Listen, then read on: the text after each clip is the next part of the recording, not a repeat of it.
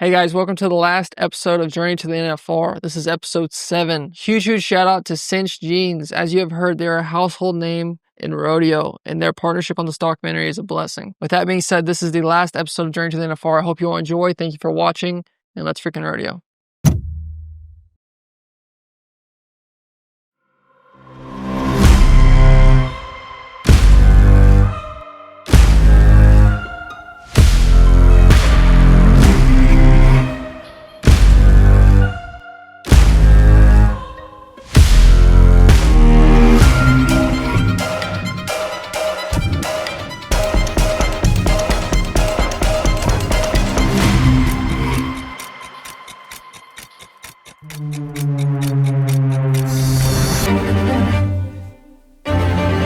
Vibe of camp is looking on to next year already. We're trying to just finish out 10th round here. Another year in the books. Time to Let's Freakin' Rodeo 2025. Things fall my way. I could win second in the average. I'm so excited for the future, coming back here and hopefully next year and for years to come. Just, one more cast, same thing we've been doing all week. Hope to get her knocked down.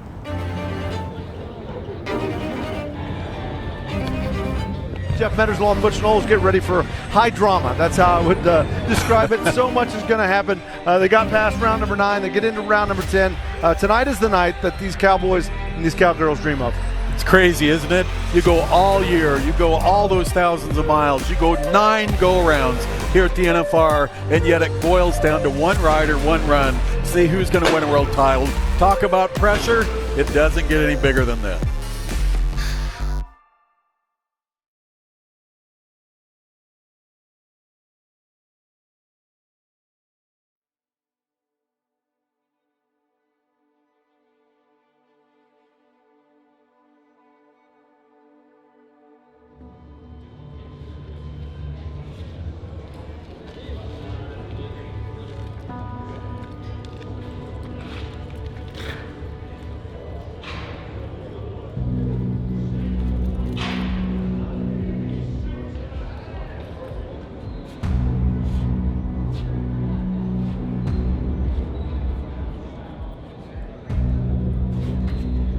I've backed in her both ways, Cole. So I can say, 1 year, all I had to do was tie him down. I win it. Then I've been in there where you had to win.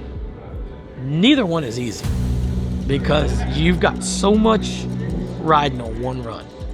But that's also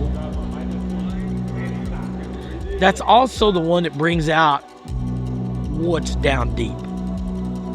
That brings out, can you do what you have to do to finish this job?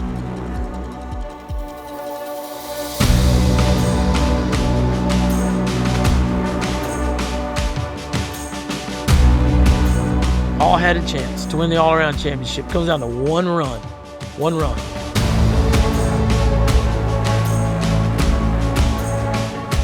But as we've seen in the last 2 events, it is not over till the last guy nods his head. All right, Durger's out, got it on him. Ginger heels him in the switch. A leg. 3-9 with a leg. World Championship, Jeff, right here race. Yeah, 2 of them hanging in the balance. Two Proctor of and them, Medlin that's won right. last night, 3-8.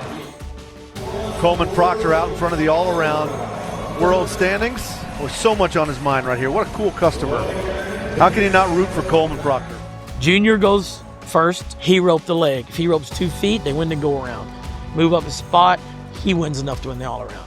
Coleman goes next. They're good in the average. They knock him down. They win 5th or 6th in the round and hold their spot in the average. He's going to win the all-around championship.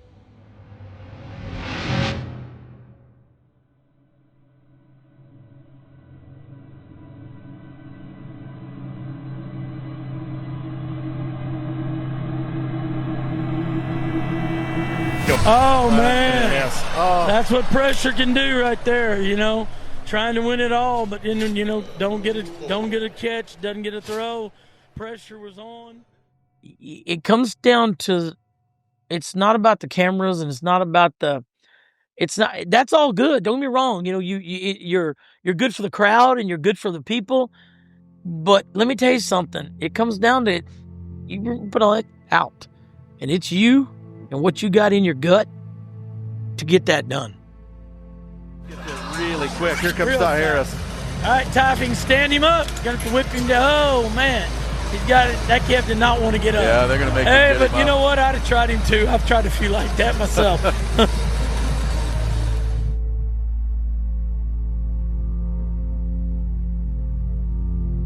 Ty Harris comes in, 6th in the average, number 4 in the world. Here comes Peso again. It's been a lot of show horse and stuff. He's out. Ty Harris has got a huge chance on this calf. Oh, he didn't get him flanked. You don't see Ty Harris do that very often. Then he misstrings him. But if he'd have flanked that calf and he hit him, Peso, if I can tell you spot on here almost for 24 runs, I think, I can tell you this is the horse of the National Finals.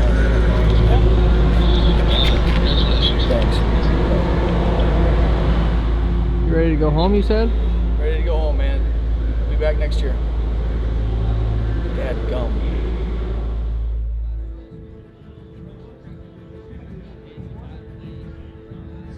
All right, we're getting down in the heat of the battle to see who can bring the heat right here. The last half of the week of the rodeo, Havens just woke up and won a ton of money. Yeah, Shades in He's out. 2023. He's got it on him. He's got a tie. He's got the leg, but it's not the tie leg, but he's going to be hard to get up now. Kev only has 3 legs to stand up. The one's in the loop. Tie him down, win what you can win. Get him around the neck, you got a better chance right there. 10-7. Not going to be in the money. Man, my NFR was terrible at 24. You say that, but it's like, I mean, I was second high money winner, I guess, but it just felt terrible because I had high expectations. Let's take a look at our projected world standings. It kind of changed last night in tie-down roping. Shad Mayfield had a 2-loop calf. It had been just a really a neck-and-neck battle between Riley Webb and Shad Mayfield. But that kind of opened the door to just make a businessman's run for Riley Webb. But Shad Mayfield also trying to win that all-around world championship. Got a little bit of a break from Coleman Proctor in the team roping. So he may not win the world championship in tie-down roping, but he might win the war. He might win the all-around. He may. There's a lot of moving going on, isn't there? He's out, he's late. Golly, he's late. Runs him down there a long ways. Shad's after this one, catches him. Can he get to 8-9? Nope. This strings him out. Has a little bit of trouble right there. Ooh. 9-6. 9-6. So he's going to win 4th behind if Riley does his job. Yep. How much is 4th? 4th in the average? Yep. 40,000? 40. He needs, $40,750. is that enough, Kenyon, or no? Nickels and dimes. 'Cause he's It's out of the literally average. just almost He's out of exactly the what he round. needs. Final cowboy, Riley Webb, comes in. That's where you want to be. In round number 10 of the National Finals Rodeo, number 1 in the average, number 1 in the world, and he has been an absolute tie-down roping machine. He has. Hasn't bobbled. Yeah. He's been fun to watch, I tell you. 7-1, and his horse kind of looked away a little. Yeah, he Oh, didn't care. Slowed up. He didn't care. He missed the barrier. No. He's going to go roping, tie him down. World Done champ deal, right world there, champ. folks. World champ. And he Average placed in the champ. round 2. Yes, it is. 8-3. Is that going to Wow. let Shad have enough now? Oh, man. 8-3 for Riley Webb. He'll get a 5th place check. Gonna win the average. Gonna win back-to-back world championships. I think Shad needed to win 40,075 I think, Kenyon, I'm not sure. You'd know more than me, but Riley Webb's our world champion tie-down roper, guys. Yeah, that we do know.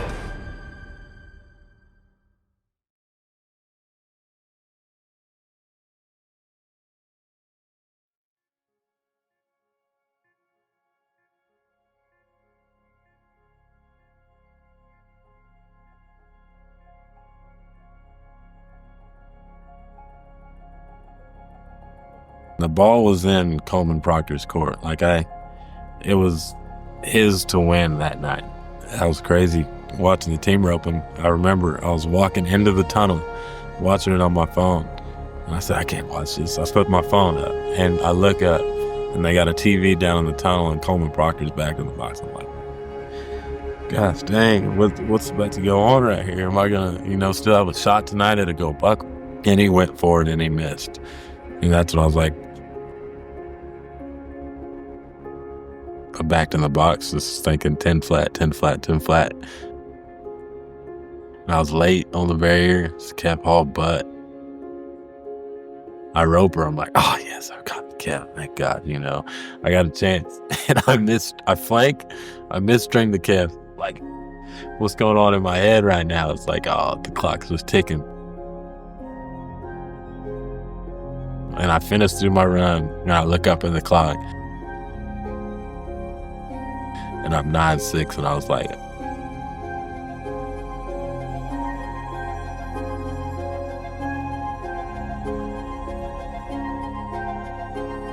one had already escaped him.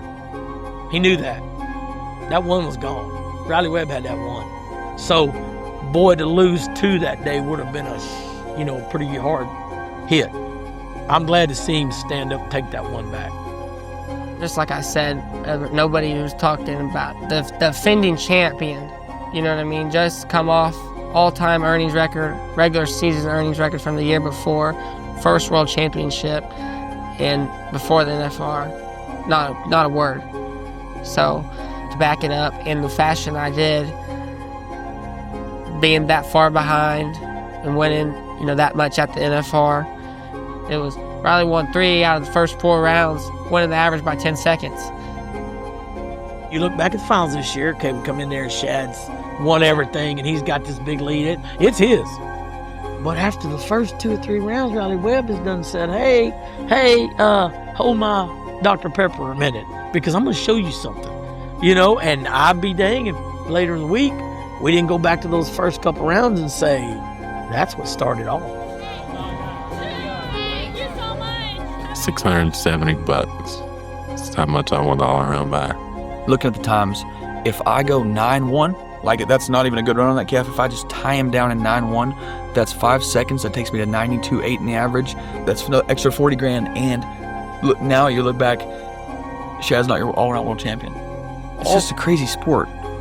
I freaking had it on my 10th one in front of the box to be 6 and didn't flank good. If I tie that calf in 6'9", I'm the reserve world champion. Hey, you run a million head and you don't miss. But it's different when you back in here on that last one and however many 100,000 on TV and everybody knows all you got to do, that's hard. My hat's off to Coleman because he could have ran in there for sure, caught him, turned him in there for the world championship for himself. But he laid it out on the line for a chance at his partner to have a world championship as well. Hats off to him. Great guy. There was definitely still frustration, not leaving there with 2 gold buckles because I'm a winner and I want to win everything. That's just the mindset that I have. And that's when I'm like, I'm blessed. Like God still blessed me tremendously with this all-around world championship. That could have went either way. I could have been walking out of here with no gold buckle,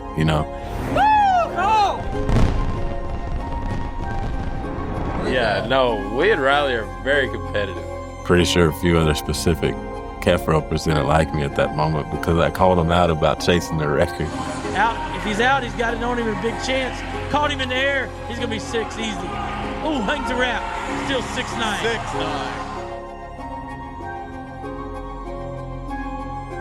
6'9". That record doesn't matter to me no more. I'm worried about that, gold buckle, the 10 head out there. The thing I want the most is that tie down roping world championship, and I got one, but it was in Arlington, and so it just don't feel the same. I want that one in Vegas. I want that one under the bright lights. And I don't want just one. I want options. Which one I'm gonna wear today? That's what I want when I'm old. I haven't really felt like a rival because it really hasn't been a battle. It was me versus him. At a certain point, it was a 2-man race, but when it got to a 2-man race, it separate. He faltered, and then all I had to do was tie the last one down. So it's not me versus Shad. It's me versus me. Well, don't beat myself. Do my job, and it's going to be good enough.